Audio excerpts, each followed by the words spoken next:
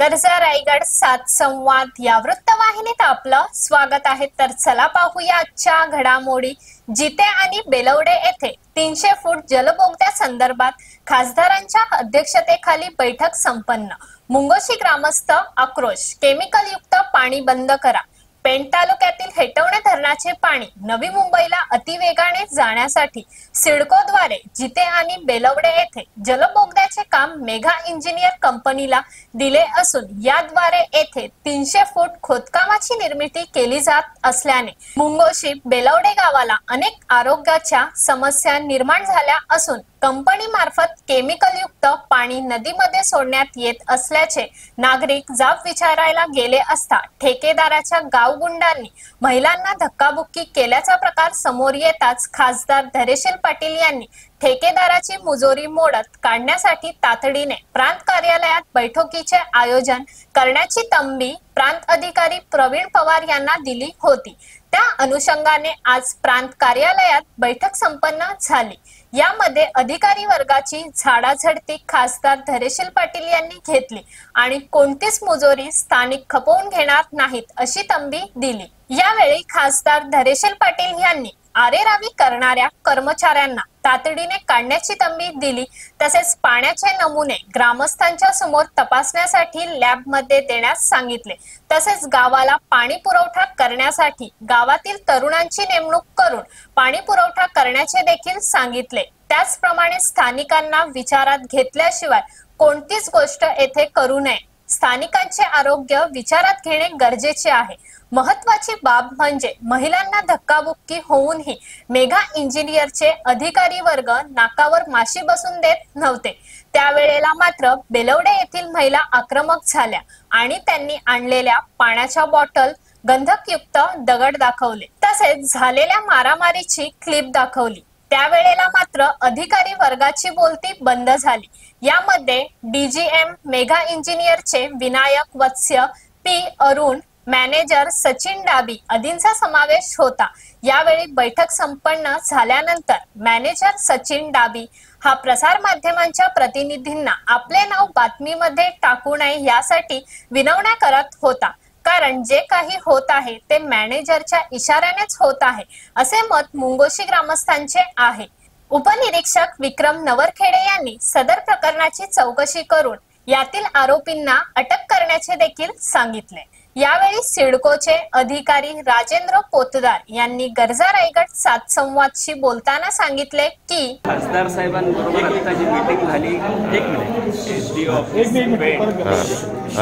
एक मिनिट फक्त बोला। एसडीओ पेण ऑफिसमध्ये मीटिंग संपन्न झाली। त्यांनी जे सूचना दिलेल्या आहेत की जसं ते पाणी नाल्यातलं थोडं त्यांच्या विहिरीच्या पुढे 500 मीटर सोडणार, नंतर जोपर्यंत ते विहिरीचं पाणी पिण्यायोग्य होत नाही तोपर्यंत कॉन्ट्रॅक्टर त्यांना पिण्याचं पाणी जारमधनं सप्लाय करणार आरोचं आणि त्यांचे विश्वासार्हतेसाठी गावातल्या एक माणसाला त्याच्यावर डेप्यूट करणार। साहेब, सिडकोची जिम्मेदारी आहे, जर पाणी दूषित तुम्ही करताय तर तुम्ही दरडोई पाणी किती देणार आहात?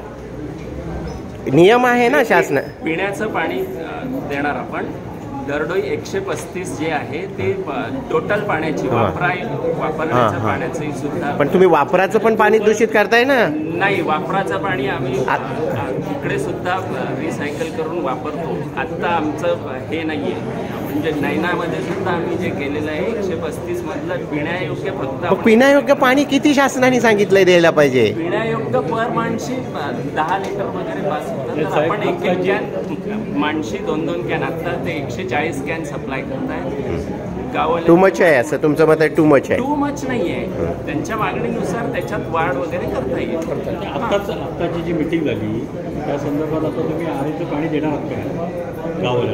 हो देणार। तर सामाजिक कार्यकर्ते हरीश बेकावडे यांनी गरजा रायगड 7 संवादशी बोलताना सांगितले की आमच्या मागण्या पूर्ण झाल्या नाही तर आम्ही काम पुढे करू देणार नाही। सिडको अंतर्गत मेगा इंजिनिअरिंग कंपनीने मुंगोशी बेलवडेच्या दरम्यान जो जलबोगदा काम केलेलं आहे त्या जलबोगद्यातून दूषित पाणी जे बाहेर काढलं जातं ते नदीमध्ये सोडलं जातं।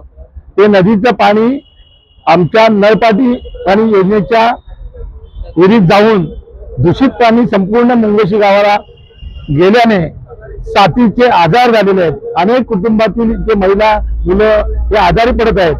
त्यामुळे सदर मेगा इंजिनिअरिंग कंपनीला जाब विचारण्यासाठी आज प्रांत ऑफिसला पेन इथे मीटिंग लावण्यात आली होती. त्या मीटिंगमध्ये आम्ही विविध मागण्या केल्या. त्या मागण्यांमध्ये पहिलं, कंपनीने जोपर्यंत आम्हाला स्वच्छ पाणी मिळत नाही, स्वच्छ ते पाणी सोडत नाही, तोपर्यंत फिल्टरचं पाणी ग्रामस्थांना पुरवायचं आहे. दुसरी गोष्ट, ती विहीर साफ करायची आहे. सदरचं दूषित पाणी फिल्टर करून पुढे सोडायचं आहे. त्याचबरोबर CSR फंड आमच्या मुंगोशी गाव व इतर विभागात त्यांनी वापरायचा आहे. स्थानिकांना रोजगार देण्यासाठी तिथे भरती करायची आहे. याशिवाय कुठलीही तक्रार जर आली तर त्या तक्रारीचं तात्काळ त्यांनी निवारण करायचं आहे. ज्या सिक्युरिटीनी त्यांच्या आरोग्यपणा करून आमच्या महिलांना त्रास द्यायचा संबंध निर्माण केला, त्या सगळ्या सिक्युरिटीना तात्काळ इथून काढून त्यांच्यावर कठोर कारवाई करावी, अशा विविध मागण्यासह आम्ही इतरही मागण्या केल्या.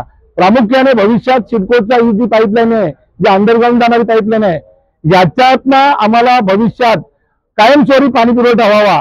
कारण धरणाचं पाणी हे जे पाणी आहे तिथे त्यातलं 2% पाणी फक्त पेण तालुक्यासाठी जातं आणि 98% पाणी हे चोरलं जातं.